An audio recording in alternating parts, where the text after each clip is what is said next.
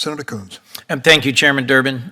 Justice Montgomery-Reeves, great to be with you again and to have a chance to have this whole committee understand exactly why you have garnered such incredibly broad support from our bench and bar, from our state's both legal and political community. I often talk about the unique nature of Delaware's legal community as a member of the Delaware Bar. You're an exemplar of that combination of character and community and excellence that I think has made our bench and our bar outstanding. It's not surprising to me, as my colleague Senator Carper referenced, that you receive letters of support from both the majority and minority in our state Senate, and that you were in many ways supported in your career by the former chancellor, who was also the chief counsel to our Governor Pete DuPont and our Governor Mike Castle. That is embedded in sort of the history of the Delaware bench.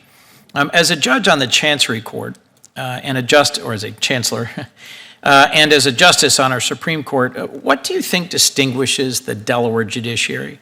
And why do you think your experience, your significant experience in writing opinions on these two Delaware courts has prepared you to contribute to the Third Circuit Court of Appeals? Thank you so much for the question, Senator. I'll start with just sort of Delaware and the way things are in Delaware. Delaware is a small state and we're a small bar. I see the judicial officers, the lawyers who are in front of me, not just in front of me, but at my son's soccer games, at church, at the grocery store. It's a very small state where you get to know people on a very human level. And so you're able to I've been able to form very, very close relationships. In terms of the two courts and the makeup of two courts, the Court of Chancery, as you said, is made up of a vice chancellor, six vice chancellors, and the chancellor, who largely have significant corporate backgrounds and take very seriously, the work of that court and the business of that court. And the Supreme Court is made up of members who also, some of whom have a corporate background.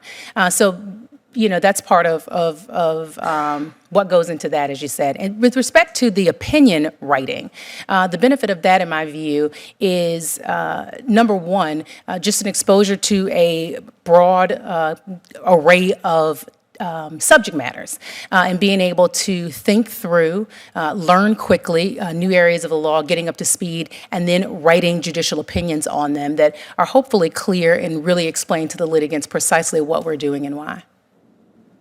One of the other things I talk about as someone who clerked for the Third Circuit for Judge Roth is the collegiality of Delaware's courts, but also the Third Circuit.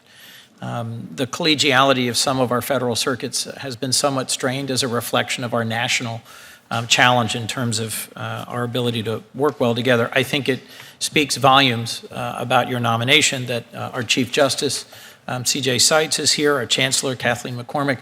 I believe all of the vice chancellors, literally the Court of Chancery could convene if necessary. I suspect there's available rooms, if you wish to render any decisions here. And the Federal Bar Association, the Barristers Association, as well as the ones I referenced earlier, sent letters of support. How would you bring some of the collegiality that you've experienced on the Court of Chancery, on the Supreme Court, how would you bring that to the Third Circuit, and what contribution do you think collegiality makes to a circuit court? Thank you so much for the question, Senator.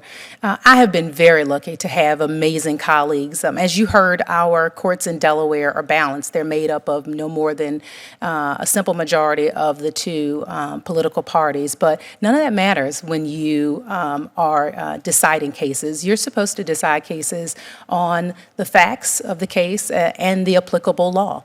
And all of my colleagues, every single one of them, have always approached cases in that way. Sometimes our outlook is a little different, but we all have the utmost respect for each other, and we walk into a room willing to listen to and learn from each other. Sometimes we agree and are able to reach a consensus, unanimous decision. Sometimes we disagree and someone is able to convince me or I'm able to convince another person. Or at other times, we reach a third alternative that we hadn't considered before. We sat down and conferred. But the most important thing is that we recognize the give and take that's necessary when you're deciding matters by panel, and we have the utmost respect for each other. Well, thank you, Justice, and thank you to the members of the Delaware bench who've traveled here to support you today and to your family. I urge my colleagues to support your swift confirmation. Thank you, Mr. Chairman.